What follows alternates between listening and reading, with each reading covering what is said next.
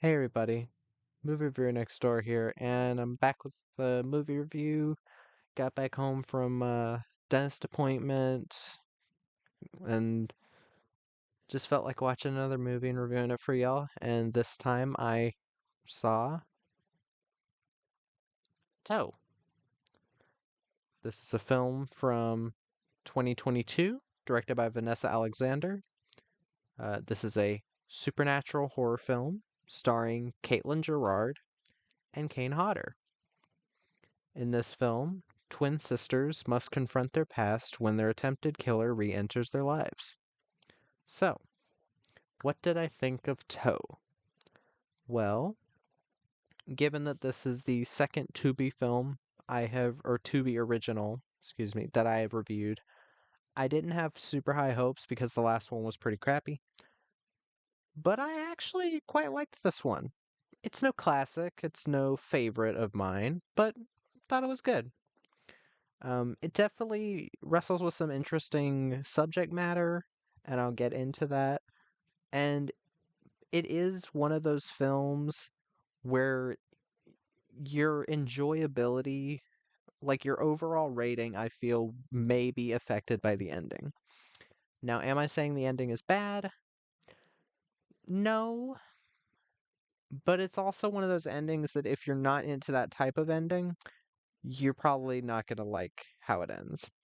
It, I- Me personally, I feel like the ending works for what the film is trying to do and what the film is trying to say in the narrative.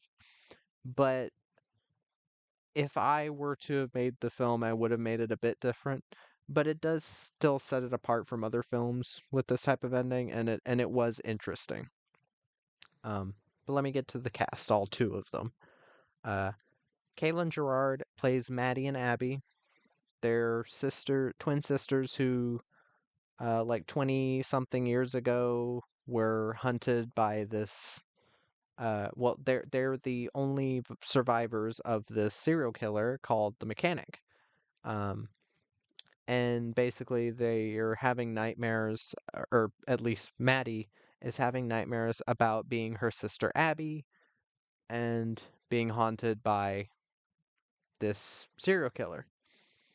Um, I think Caitlin Gerard does a pretty capable job in the lead. I've always liked her. I've seen her in a couple films. She was in The Assignment, which is I think a great film. I know a lot of people got mad about the subject matter, about the transgenderism, whatever, but I thought it was respectful enough, and I don't really see people's issues with the film, especially if you actually see the film. But she was pretty good in that, and she was in a film called Smiley, which not a good film. I remember it not being that good. I didn't mind her though in that. And there's another film called The Wind, directed by Emma Tammy, who is directing the Five Nights at Freddy's film that is coming out. So I'll definitely have to give that a watch because The Wind looks very intriguing. There was also a PC game that came out, I think, a free PC game to promote it, which that's cool. Um, but yeah, I do like her in this. I think she has a good range of emotions. I think she's maybe not a legendary scream queen status, but she's channeling that kind of energy in this, and I do like her. And Kane Hodder as the mechanic, he is the serial killer. This is a non-speaking role. I was not expecting this. I thought he was at least going to say like something witty at some point or something, but I think that kind of adds to the scariness of this character. Again, not like a groundbreaking. It's not like this is the only slasher or horror villain that has never uttered a word, but it was nice to see Kane Hodder in this, and I thought he was pretty creepy. So, excuse me. This film, there might be some people calling it a slasher. There might be some people calling it psychological horror. I think slasher is the wrong term. It it has some small elements of slashers, but overall it's more of a supernatural horror film. If I have to do this, which I hate to do this, but just to give you a feel of what to expect for this film, it's kind of half of a slasher or like thriller, like murder mystery type of thing, except you know who the killer is. But like figuring out what's going on, and the other half is kind of a Nightmare on Elm Street type thing. Nightmare on Elm Street type thing where you're going through Maddie being in these nightmares as her sister Abby, while Abby is in a coma at one point. So I I I think it was definitely an interesting thing they tried to do here. They try to put a different twist on the dream thing.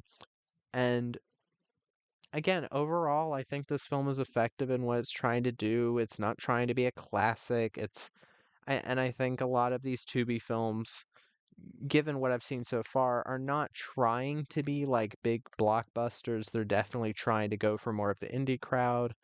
Um, and yeah, there have been some very funny clips online, especially on Twitter, of like Tubi movies or movies that are put on Tubi because when you look on Tubi, you have to be very careful because you can get a really cool poster, like the poster for DC Down, for instance, looks really cool. But because it's the asylum, you know that that's not going to happen in the film, or it's going to be really shitty effects. With this film, I was like, oh, Kane Hodder, mechanic killer, there you go. Sounds perfectly fine. And yeah, I that's how I would describe this film. Perfectly fine. It's not above and beyond in really any way, and it's not horrifically terrible in any way. Yeah, if I have to say anything bad about it, well, I mean, if I there were legitimately not great things in this film.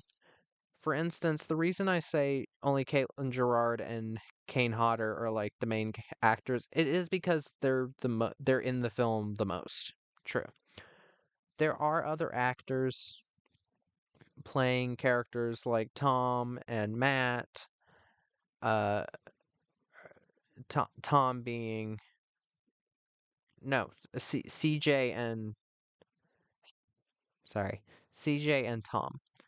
Um, and CJ is the boyfriend of Abby's character, and Tom is the therapist for both of them after this event because they've been going to a therapist for a while to get over like these dreams they've been having about him. Like they still think about him even though he's going to be executed and all that.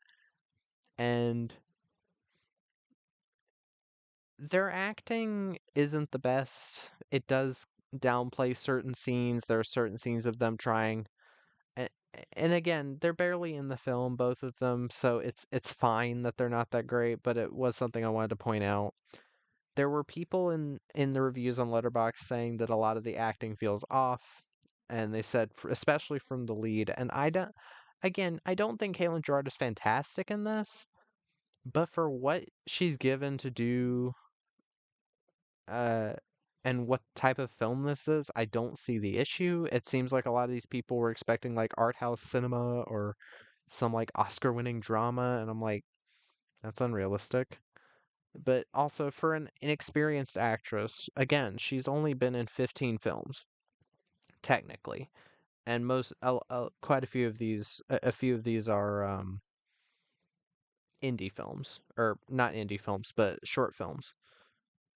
Yeah, literally full-length films. She has been in 10, and then like five short films or something like that. So it's not like she has a ton of experience either. She was in Insidious: The Last Key as a bigger role. She's in Magic Mike, Last Dance, The Assignment again, The Wind, The Social Network. Like she's been in other films, but again, she's not like a super. She's not an actress that's been in a lot. That's what I'm trying to say. But like I do want to see her in more because I can tell that she's improved here from Smiley and even The Assignment. I liked her in The Assignment, but I could tell that something was a bit missing. Um, and again, saying that Kane Hodder didn't do a good job, like, I mean, it's kind of hard to judge his performance given that he doesn't really say anything and you barely ever see his face. Um, but physically, I just think he's imposing, and I think whenever you do see a little bit of his face, it's a bit mysterious. If they showed too much of his face, it would be like, oh, it's just an old man. But you see just enough of his face to the point where it's eerie. And again, like, I keep getting off track. The things I didn't like about the film, some of the VFX work isn't that great. There's a bit where somebody gets hit in the back of the head with a wrench, and you can see like an Action Essentials blood effects spurt, and it doesn't really look that good. There's ways you can fake that. You can have like a blood pack in the back of the head that goes off that would look so much better, and it wouldn't be that expensive. Blood squibs are not as expensive as people seem to think. If you want like big bursting ones maybe, but you don't need an expensive blood squib for that, you can just have like a prop wrench hit the blood bag and then it would spurt out and then it would look way fucking better. Um there's some bad sound effects work. There or like generic sound effects that I recognize. There's a bit where the mechanic opens up a door and you hear the like the stock door opening sound that no doors make, or not a lot of doors make. It's like a specifically like a sound effect that's used in SpongeBob, which kind of made me chuckle a bit. I was like, what the fuck? Um and one more thing about this film's story that I would say is not, it's not that they don't explain it, it's that they explain it near the end of the movie when it's almost over and it's kind of like, what? Like, you just saying that now? The supernatural, something happens in the film at like 30 or 40 minutes in that they literally do not explain until near the end of the film. And it does not make sense until like the last 20 or 15 minutes of the film. And I mean that. That's I'm not lying. But like things that I do praise about the film, um, I guess since I got the cons out of the way, I can just go with ahead with the pros. Again, Caitlin Gerard, I think, is a very capable leading lady. I think she's very cute. She works in this type of role. I don't know if this is a compliment to her as a person, but she's supposed to be playing this like sleep deprived character, kind of a la Nightmare on Elm Street, because she's trying to avoid the nightmares that feel eerily realistic. Uh, she looks like maybe it's just like a makeup job thing, but like she looks like she needs sleep. And um atmosphere. This film has a really nice atmosphere. During the dream sequences and this kind of like, for most of the dream sequences, there's a big long dream sequence near the end. Um which I kept thinking like, "Oh, are we going to get more on Earth?" And it was kind of a nice surprise because the dream sequences are the best parts of this film. Um I kind of wish it was longer so that we could have more intercutting of the real world and the dream world. And I wish the real world scenes were a bit more interesting. Um, but the dream world scenes are very interesting in the fact of like low budget filmmaking. You can't really afford like all this fantastic CGI to make like this insane dream world. So what do? You have a junkyard. So a lot of the dream sequences take place in a junkyard.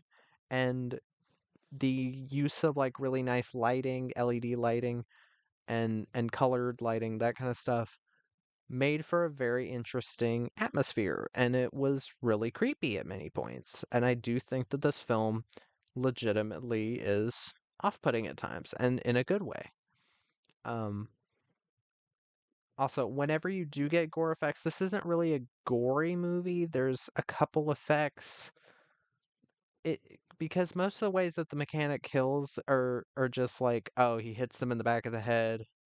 Um, and it is kind of your like splatter horror type of thing where instead of like going for big effects, they go for big spurts of blood. It is mostly that and more implied wounds. But still, it's like well done. It's not like so insane that it's not believable. Um, and yeah, if there's one thing I can definitely give this film, it is well paced. It is very well paced. It is 86 minutes long with credits. It's about 82 without credits. And yeah, I thought it flew by. It flew by for me. A lot of people were saying this is boring. A lot of people were saying this is a slow burn or something like that. I don't know what the fuck they're talking about. But yeah, like yeah, people are gonna call this a ripoff of Nightmare on Elm Street. Of course they are. They're gonna call every movie a ripoff of something. But I don't see it that way. I see it more as they took influence because it mostly goes different directions about it. But yeah, if you're ever on Tubi and you need like something kind of short, kind of sweet, but short and kind of creepy, and you're not looking for like something that's gonna be like a classic or anything, I'd say give it a try. It's worth your time, I think.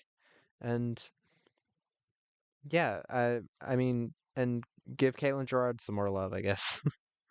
But yeah, that was my review of Toe. If anybody has seen the film, please let me know in the comments. And movie review next door.